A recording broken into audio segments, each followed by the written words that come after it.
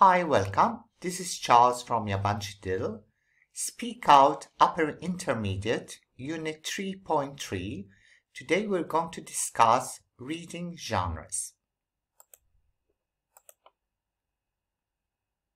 First, let's start with the overview.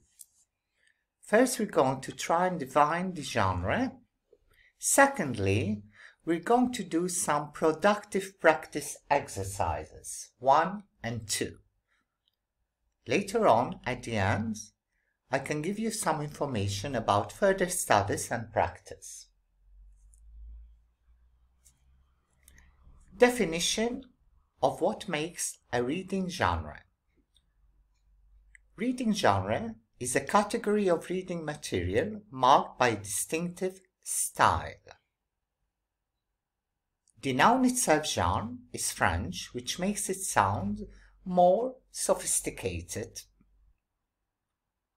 Genres follow a degree of formality, hence reading genres aim at a particular audience. This is very important, guys. It means the particular reader in mind.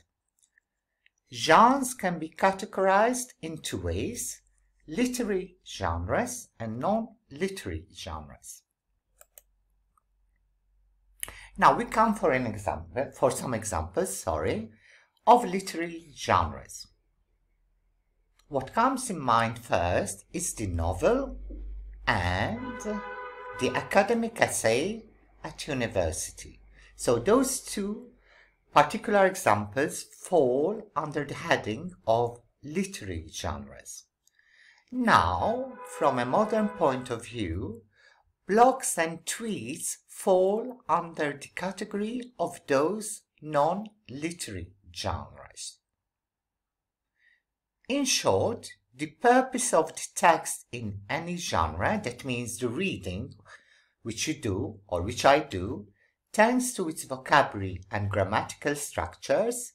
Linguistically, it's called the tone of the text, is always linked to a particular reader in mind. That's what the writer has in mind, which reader he's going to aim to. Now, when it comes to you, in the future, some of you, that means those aspiring journalists or future language teachers, will have to be more aware of an analysis of a reading text. But for the time being, at this point, you as students at UP-INT, reading different genres is key in building up various vocabulary structures. Now we come to some practices. So this is a productive practice, not a grammatical structural practice. Okay, keep that in mind. So practice 1. For a moment, reflect and think about your favorite reading genre by writing some keywords. Think a bit. Second question. How did COVID-19 change your reading habits, if any, of course? So write some keywords, pause the video, and do some reflection, please. Do some thinking. Now we come to another productive practice.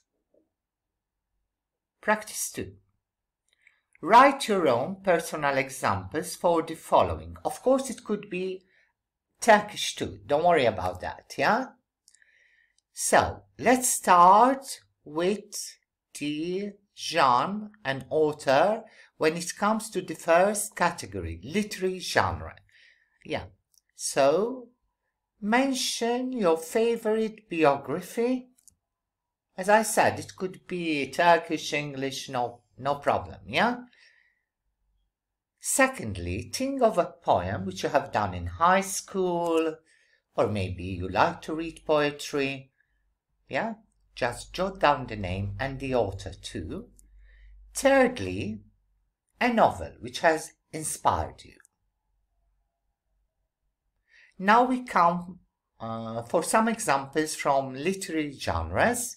So, Give us your own personal examples of a blog which you follow online, a tweet. Huh? Who makes the best tweeter? I have my own favorites, but I'm not going to tell you.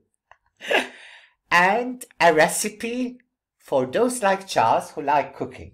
Okay, so jot down these 3 examples of non-literary genres. Now, of course, the answer keys will vary, yeah, because this is a personal exercise, it's a productive exercise, yeah. Now, further studies and practice. Write a short blog about your favorite getaway place in Turkey. Now, when you do this little piece of writing, it could be a paragraph, what have you, don't forget, please, to keep your audience in mind, okay? Which type of reader is going to read your blog?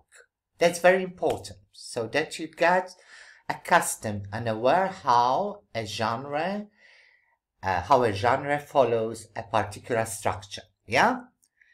Now, later on, for those interested in the genre approach, look up for articles on the net written by Brian Partridge and John Swales. Thank you for listening. I hope you enjoyed this little information about the genre approach. Thank you, Charles, and look after yourself.